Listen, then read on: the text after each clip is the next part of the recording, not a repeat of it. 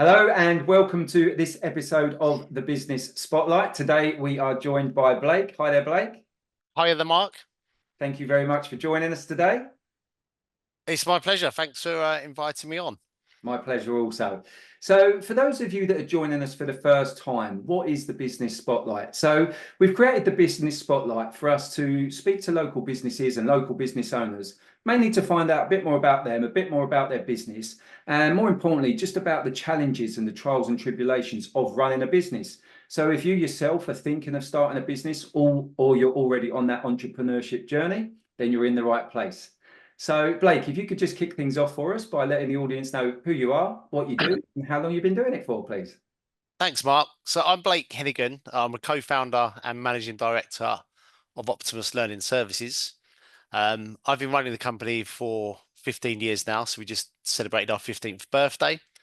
And what Optimus do, we provide training broker and managed learning services. So what that means is we help companies that want to offer their employees the best training and learning opportunities, streamline the procurement of training, and require assistance with managing the end-to-end process.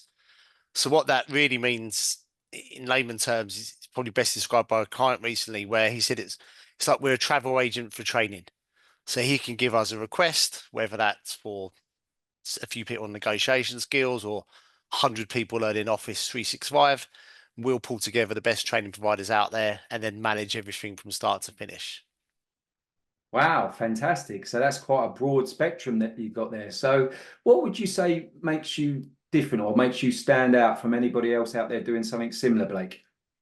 I think for us, well, I know for us, it's very much our personalized approach, and with that, our flexibility on sort of tailoring our processes. So we're very relationship driven, both with our clients and the suppliers. So what we like to do is make sure that we're not locking our clients into sort of a singular rigid model. We tailor our services according to what they need. And I think for a lot of companies that use us is that where, unlike training providers that will always have their own training to promote, we review the marketplace, provide the independent advice, and always acting in the client's best interests. Yeah, wow, that's really good share. I think it's going to resonate with a lot of our listeners today. So thank you for that share. So 15 years, wow, what a journey that must have been. So Mm. Blake, if you could just give us a bit of a whistle-stop tour then of like, when the business was first formed and just sort of bring us up to date with where you are now with the journey so far. Yes, it's we probably haven't got enough time to answer everything we cover in 15 years, but it's a mixture of highs and lows and challenges and wins. So when we launched the business, we initially just focused on the training broker aspect. But over time, we expanded into the managed learning services and added in additional learning consultancy bits. So it's with what the industry we're in with learning and development, when times are good, there's budgets, and when times are bad, the budgets are really cut. So it has been that sort of roller coaster, but it's sort of constantly going up and down, but with a trend line of up. So I think back to how I was when I launched the business. So much more I've learned, and I think that's the big thing with Optimus is as a learning company, we're always constantly learning, adapting, trying new things, seeing what works, whilst sort of keeping our core values intact and making sure we're always looking at the personalization and the relationship aspect of what we do.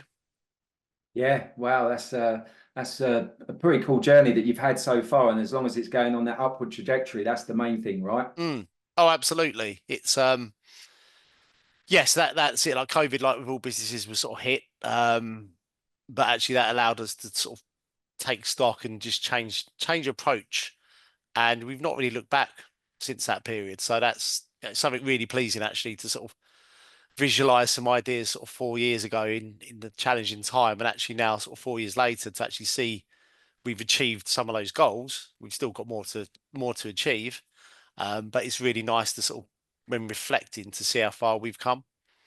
Yeah, I mean, well, obviously, COVID was a challenging time to say the least for pretty much everybody, but it's always interesting to hear that a lot of the success stories that I hear of people having to reflect and rethink certain strategies and certain avenues would sort of like followed after COVID. It's always Mm. interesting to hear how most of the businesses that were successful through that period have sort of like slightly tweaked or changed the direction that they're going in as a business. Yeah, it forced the hand really, didn't it? And it's I think as much as you can sit there and do like the SWOT analysis and all of the planning, no one could have foreseen No. COVID and the impact. Um, and part of me looks back and go, there was times we were lucky in that time because some of our clients were in logistics companies, so they were doing very well. So they had budget to spend. Um, but it also made us look at, well, what happens if there is a similar thing? Where do we capitalize? What have we done well? So for us, we just sort of shifted our focus a little bit, looked at companies and sectors that have got a lot of compliance training, um, because that's always required, irrespective of economic influences and company performance. If someone's got to do a first aid training course, because they need that qualification, they can't not do it. Yeah. So shifting into that focus a couple of years ago has really helped. Yeah. And whilst it's probably not seen as like the growth part of learning and development, it's an important part because people need the qualifications in order to stay compliant and for businesses to continue to grow. Exactly that. Exactly that. And I think for me, Blake, I mean, talking of growth as well, what would you say for your business is the focus going forwards? What's the future look like for you guys? So it's looking bright. So the last 18 months, the economy's not been great either. So it's not been without our struggles, the last sort of 12 months. But since the UK election, it seems to be that a lot of companies are now looking at growth areas of learning as well as the compliance piece. So we're aiming for significant growth into next year. We're pushing for 2 million in revenue. Want to take on 10 new clients. We've got our ideas to develop our own system. You sort of utilising sort of the best of modern technology, and of course we'll be looking at AI for how that works. I mean, I've got a lot of ideas in my head that I sort of get onto paper, and then it's like, wow, how do we do that? So we're sort of still going to stay true to our focus on working with companies with large volumes of compliance training, but just looking at ways we can introduce sort of more digitalization of what we do, which will Yeah. allow us therefore to scale obviously quicker and easier. Yeah. No, that's a really good share. And there's a lot of people that, I mean, I know it's a bit of a buzz thing at the moment, but the whole AI, embracing the AI that's already out there, but that's literally just coming our way. The wave's just beginning, isn't it? So, it's Yeah. always keen to hear when people are talking about AI and embracing it. So that's always good to hear. So thanks for that share. So, I mean, Blake, moving on to yourself then, as the business owner or Mm. one of the co-founders, what would you say would be your biggest or has been your biggest lesson to date from running the business? That's a really challenging question to be the one biggest lesson because there's so many. Can I give you three? Absolutely. Am I allowed to do that? Yeah, of course. Um, so the first one is always be learning. That's why I got into learning and development industry because I'm always reading books, listening to podcasts, audios. And I've sort of always done that. So I think as a business owner, there's always sort of recognizing that there's more to learn, but with the caveat that don't worry, you're never going to know it all. Yeah, So it's trying to learn from the popular podcast business books, but also learn from people that have gone through the journey you have, because that might help you sort of jump those hurdles that are put in front of you or speed up that process. yeah, Um, Another big one is to really focus your efforts on the things that matter most. So for a smallish business or maybe any size business really, but it's looking at client satisfaction and revenue. And it's quite easy as a business owner to sort of get pulled away from that, the time drainers from providers, people that want your attention, staff. So when I've gone through periods of just sort of blinkers on, focusing on growth, it's had success. yeah, And then the key lesson is when you get a team is delegate and trust.